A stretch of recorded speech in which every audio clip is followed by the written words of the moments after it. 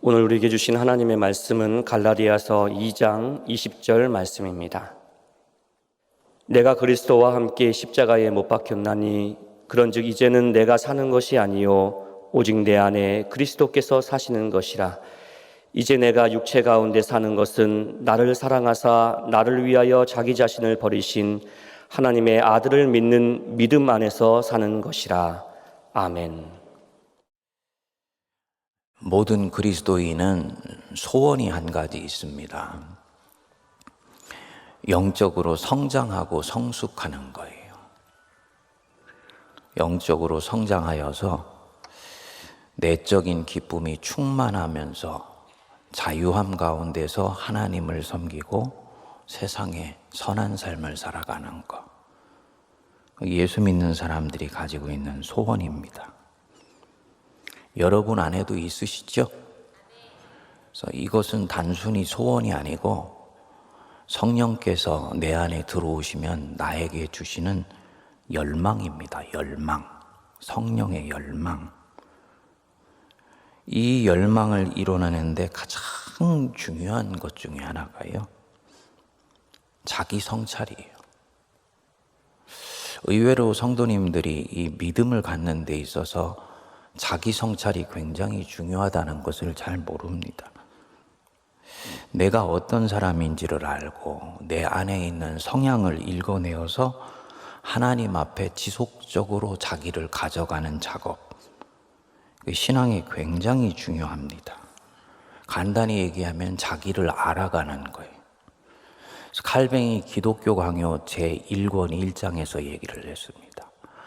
하나님에 관한 지식과 자기에 관한 지식은 깊이 연결되어 있다. 그래서 하나님을 아는 만큼 자기를 알게 되고 자기를 아는 만큼 하나님을 알게 된다. 이렇게 얘기를 했습니다. 여러분들 어떠신지요? 자기를 잘 아세요? 내 자신이 어떤 사람인지 잘 아시고 계십니까? 내 안에 지금 뭐가 움직이고 있는지, 특정한 상황이 되면 특정하게 반응하고 있는 내 자신이 보이시는지요? 누군가에게 무엇인가를 얘기하고 있을 때 내 안에 일어나고 있는 감정의 미묘한 느낌과 파장과 뉘앙스, 요거를 알아차리시고 있는지요? 지금 내 안에 움직이고 있는 것이 나 자신인지 아니면 나를 가장하고 내 자아를 가장하고 가면을 쓰고 있는 죄인지 요거를 분별하십니까? 이 말은 내 안에 있는 열망이 다 선한 것이 아니고 내 안에 있는 소원이 진짜 내 소원이 아니고 마귀의 소원인 경우도 있다는 것을 말하는 것입니다. 사도 바울은 그래서 이 부분을 명료하게 구분을 했지요. 우리 안에는 성령의 소욕이 있는가 하면 육체의 소욕이 있다.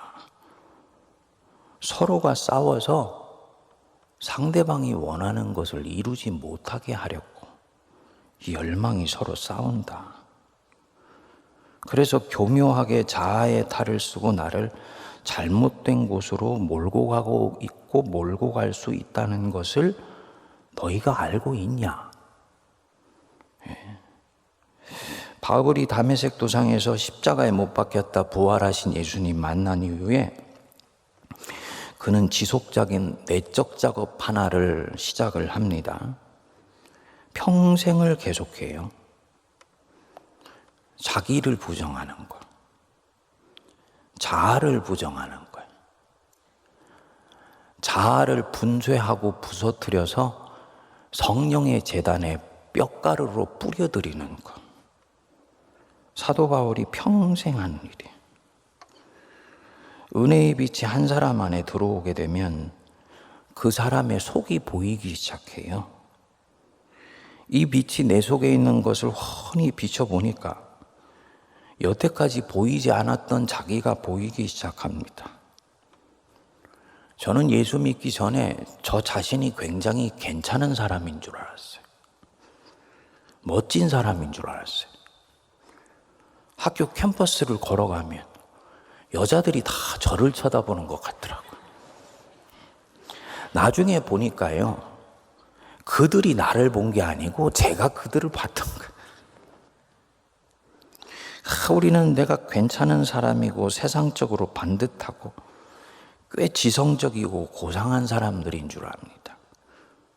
근데 은혜의 빛이 내게 들어와서 나를 보여주는데 보니까 너무너무나 당혹스러울 정도죠. 사도 바울이 그런 거예요. 자기가 율법에 열심을 내는 반듯한 자기인 줄 알았는데 보니까 사실은 죄로 인해 파산당한 사람입니다. 죄와 허물로 죽었던 사람이고 본질상 죽어 마땅한 진노의 자녀였는데 하나님이 순전히 은혜로 자기를 구속 곧 죄사함 받게 해주시고 하나님의 자녀로 삼아주셨어요. 예수를 믿게 되면 자기 이해가 이렇게 완전히 달라집니다. 괜찮은 사람인 줄 알았는데 나는 시원찮은 사람이었어요.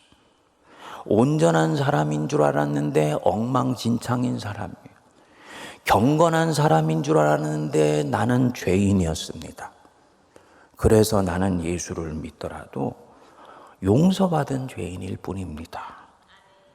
그래서 이 사람 안에는 나는 죄인입니다. 나는 죄인입니다.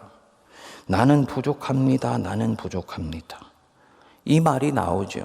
이거 그냥 겸양으로 나오는 말이 아니고 진정한 자기 성찰에서 나오는 말입니다. 이게 정상적인 신앙의 출발점이에요. 십자가 신앙의 출발점입니다. 내 안에는 의롭게 될 수 있는 구석이 하나도 없는데 하나님이 나를 의롭다고 인정해 주셔서 내가 의롭게 된 것이다. 예수님의 의가 나에게 전가된 것이다. 십자가 신앙의 출발점입니다. 이거 진짜 믿으면 이 사람 안에는 자기에게 대해서 자랑할 것이 없습니다. 그렇게 보니까 지금 내 안에 예수님과 상관없이 형성된 것이 너무너무나 많은 거죠. 내 기질, 내 성격, 내 고집, 내 욕심, 특정한 상황이 되면 나는 프로그램에 입력된 사람처럼 특정하게 반응을 해요. 이전에는 이런 내가 안 보였는데 이제는 보입니다. 이 자체가 은혜입니다. 자기 성찰이 신앙 안에서 진행되고 있다는 얘기예요. 바울이 이런 자기 자신을 주님을 알게 되고 보게 된 것입니다. 그래서 내 안에 있어야 하는 것은 없고 벌써 사라져야 하는 것들이 여전히 가득 차 있구나. 이 모든 것들이 없어져야 하는 배설물들이었구나. 가말리엘 밑에서 공부한 것이 자기 자신에게는 엄청난 자기의 자랑이고 궁지였는데 지금 보니까 그것은 자기에게 교만함을 가져다 주는 거예요.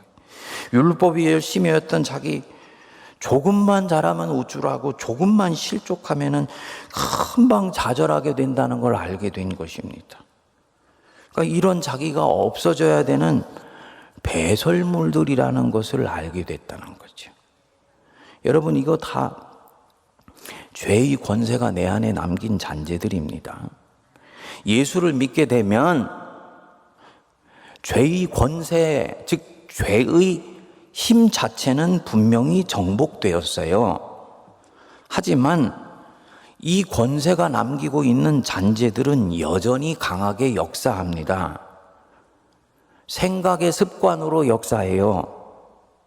행동의 습관으로 역사합니다. 더 고약한 것은 기질과 성향으로 계속 내 안에서 역사해요. 이것을 일컬어서 자아, 에고라고 하는 것입니다. 죄짓기 전에는 아담과 하와가 벗었지만 부끄러워하지 않았지요. 왜 벗었지만 부끄러워하지 않았을까요? 하나님의 눈으로 하나님의 마음으로 자기를 보아왔기 때문이에요. 주님이 만들어주신 그 상태로 충분해요. 그런데 선악과를 먹고 나서 눈이 밝아지니까 자기가 벗은 것을 보고 부끄러워하여서 숨지요. 자기가 벗은 것을 보는 것은 객관적인 거예요. 부끄럽다 라고 느끼는 것은 누가 부끄럽다라고 느끼게 만드는 겁니까? 자기 안에 새롭게 들어온 자아가 그렇게 하게 만드는 거예요. 그러니까 사실은 히브리적 사고에 의하면 계몽되었다라고 얘기할 때 계몽이라는 말 자체는 진리도 아니고 오류도 아닙니다. 누구에 의해서 무엇에 의해서 계몽되었냐가 계몽되었다는 자체보다 훨씬 중요합니다. 아담과 하와의 비극은 뭐냐? 계몽이 되어서 눈이 밝아졌는데 문제가 뭡니까? 자아, 에고에 의해서 계몽된 거예요. 이때부터 사물을 보는 눈이 두 가지가 생긴 것입니다. 하나님의 마음으로 보는 눈과 자아로, 에고로 보는 눈이 두 개가 생긴 거예요.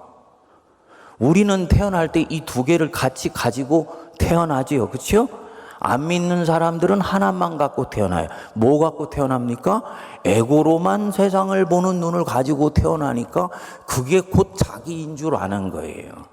사실은 뭐냐? 죄의 역사가 남긴 이 에고가 사물을 그렇게 보게 만들고 현실을 그렇게 보게 만드는 거죠. 감사하게도 하나님을 알게 되니까 완전히 상실되어 버리고 잃어버린 줄 알았던 이 하나님의 마음으로 보는 눈이 내 안에서 다시 회복되기 시작했어요. 문제는 뭐냐면 단번에 이것이 이 자아를 압도하는 것이 아니고 이제부터 내 안에서 치열한 영적 전쟁이 시작된 것입니다. 그래서 예수님을 알고 그리스도인으로 살기 시작하면 내면의 투쟁은 지금부터 더 본격화되기 시작해요. 예수 믿고 나는 마음이 너무 평안한 것 같아. 그것은 처음에 한 1, 2년이나 있는 일이고요. 신앙의 진도가 나가기 시작하면 자기 자신이 보지 못했던 자기를 보기 시작하면서 내적인 갈등이 아주 첨예화되기 시작합니다. 이 자아와의 싸움이 시작된 거예요. 이 자아가 이게 보통 문제가 아닙니다. 이것이 내 안에서 계속해서 역사하면서 육체의 욕심을 만들어내요. 그리고 고약한 것은 이 자아, 이 에고가 만들어내는 이 문화와 시스템, 철학 이런 것들이 세상에서 구석구석에서 역사하면서 가치관이나 이념이나 이데올로기를 만들어내고 이것이 나에게 교육이라는 것을 통해서 다시 나를 주형해내는 거예요. 그러니까 이놈의 역사가 이게 보통 역사가 아닌 거지. 그래서 이 자아라는 것이 육체의 욕심을 만들어내면서 내 안에 들어와 계신 그리스도가 마음껏 일하지 못하도록 구석구석에서 방해를 합니다. 심지어는 그리스도를 못 느끼게 만들어요.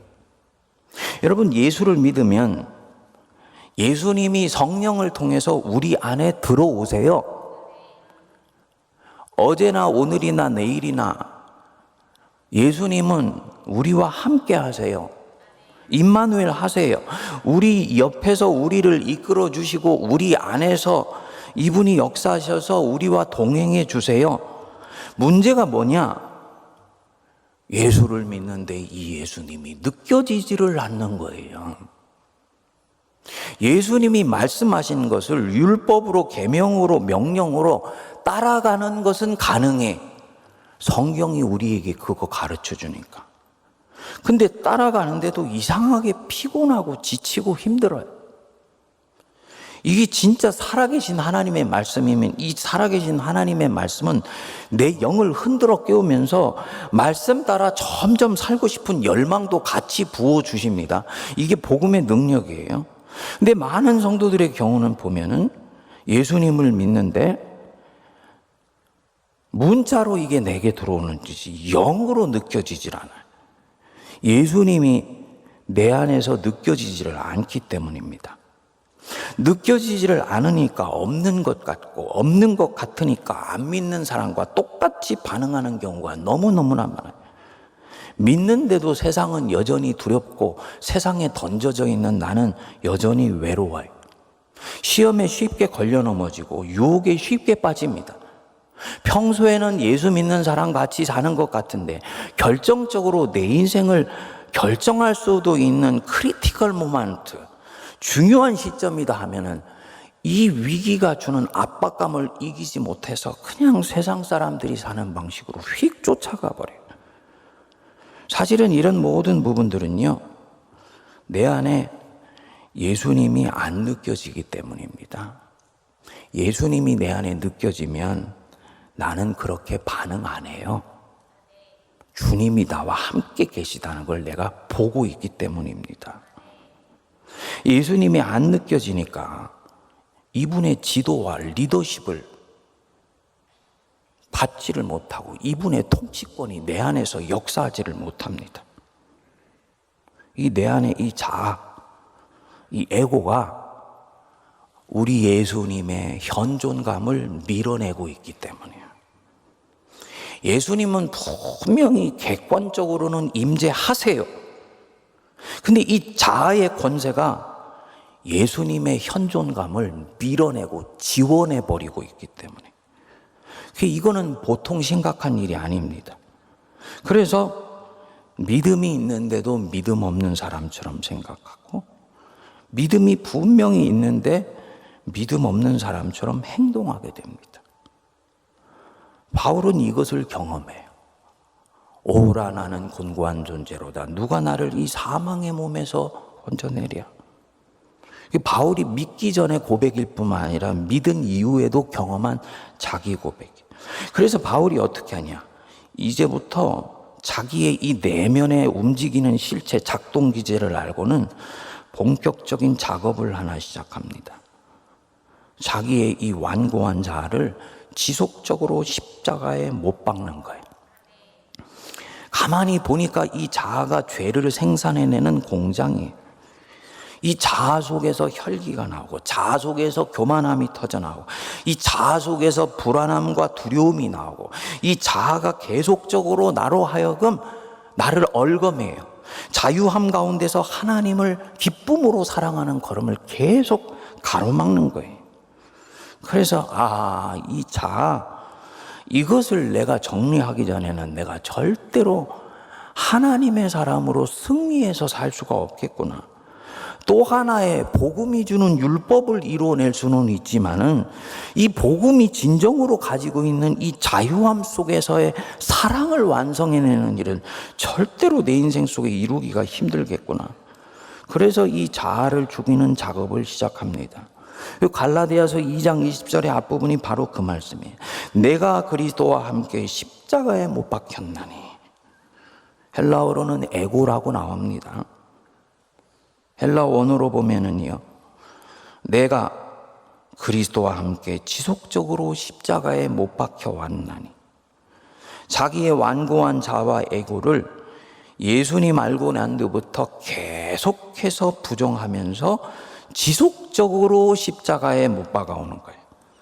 한 번 못 박으면 끝나는 것 아닌가? 아니에요. 이 자아는 한여름의 잡초와 같아서 조금만 방심하고 놔두면 또 자라나고 또 자라나고 또 자라납니다.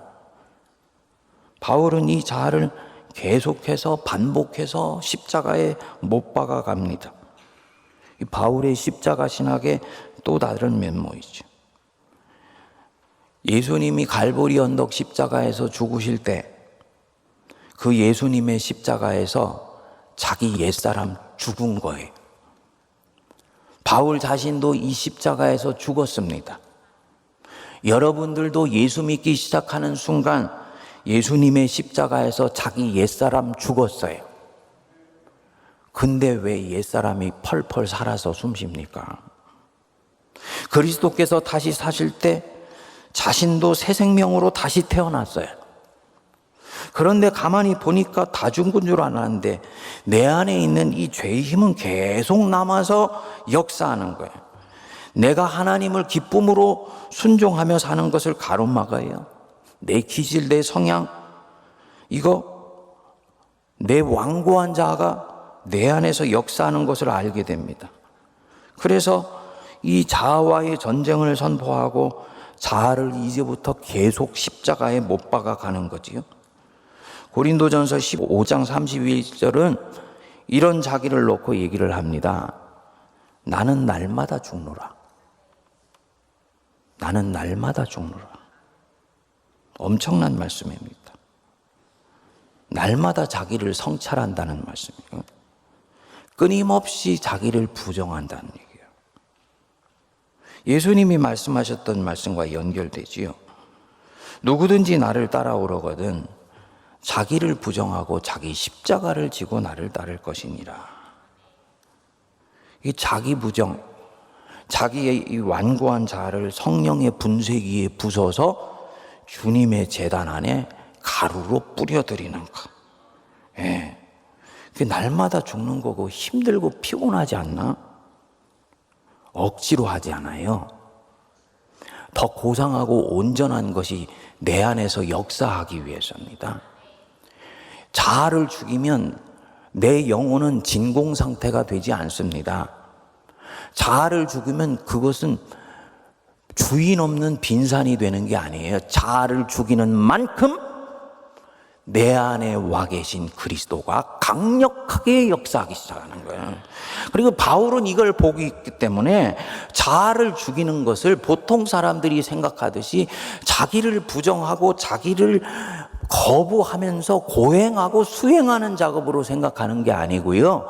이것을 부정하는 만큼 내 안에 계신 그리스도가 내 안에서 왕성하게 역사하시는 일이니까, 참된 기쁨이 내 안에서 용서 숨치는 일이니까 이것은 억지로 할 일이 아니라 한 번 살고 가는 인생을 더 멋지고 아름답게 하나님께 드리고 싶어서 이렇게 하는 거예요.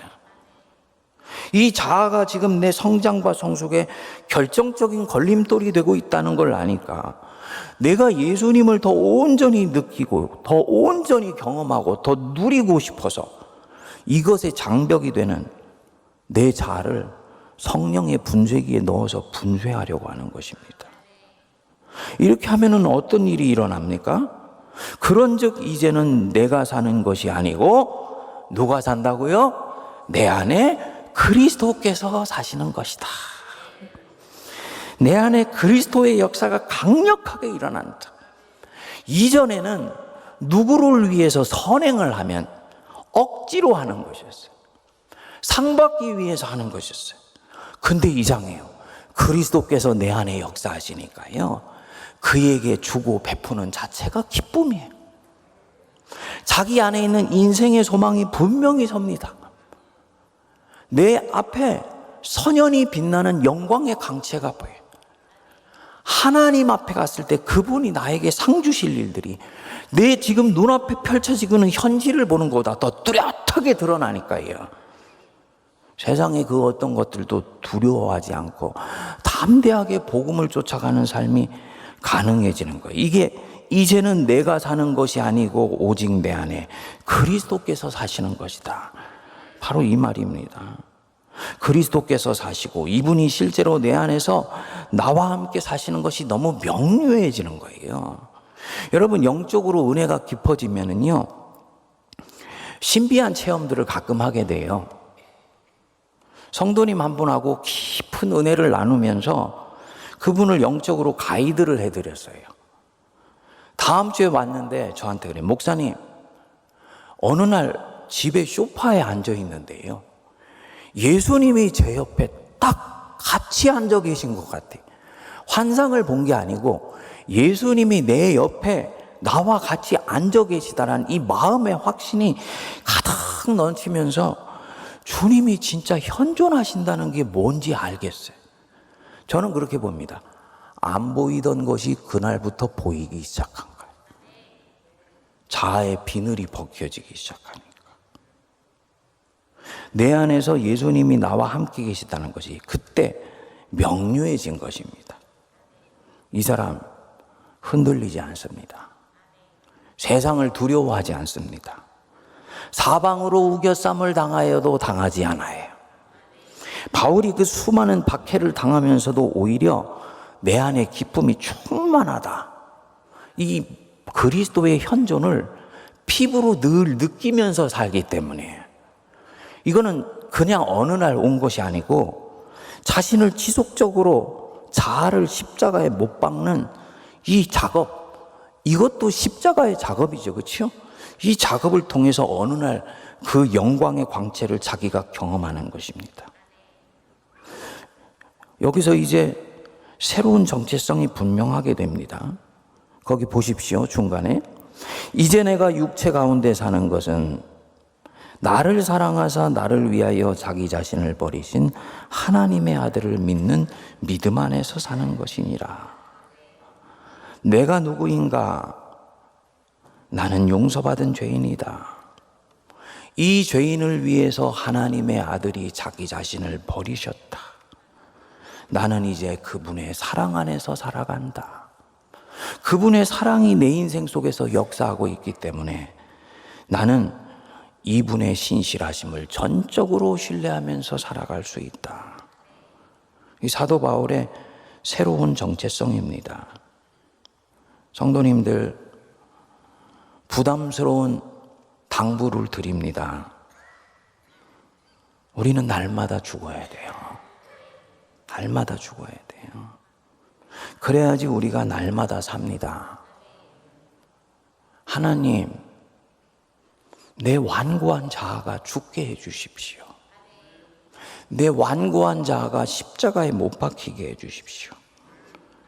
교만한 자아가 나를 날마다 괴롭히고 휘몰아가는데 주님, 이거 방치하지 않게 해 주십시오. 이 교만이라는 것이 얼마나 지독한 것인지, 이 교만이라는 것이 자기 사랑의 가면을 쓰고 나를 휘몰아가요. 자기 존엄성의 가면을 쓰고 나를 아주 교묘한 곳으로 끌고 갑니다. 그거 자기 사랑이 아닙니다. 자기를 방관하는 거예요. 또 이 자아가요, 정반대로 자기 열등감과 자기 정죄감을 가지고 역사해요. 주님은 이미 오래전에 용서하셨는데 내가 나를 정죄하는 것이 놓아지지가 않아요. 이것도 자아의 교만함이에요. 자아의 열등감은 자아의 교만함의 자기 표현이에요. 에고가 지금 역사하는 것입니다. 우리 교회 성도님 한 분이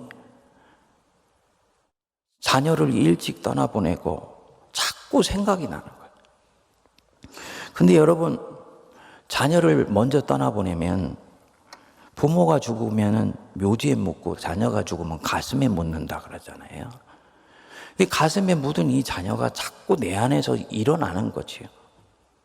근데 그 자녀하고 아름다웠던 것이 생각나는 게 아니고 자꾸 자녀한테 잘 못해줬던 게 자꾸 생각나는 거예요.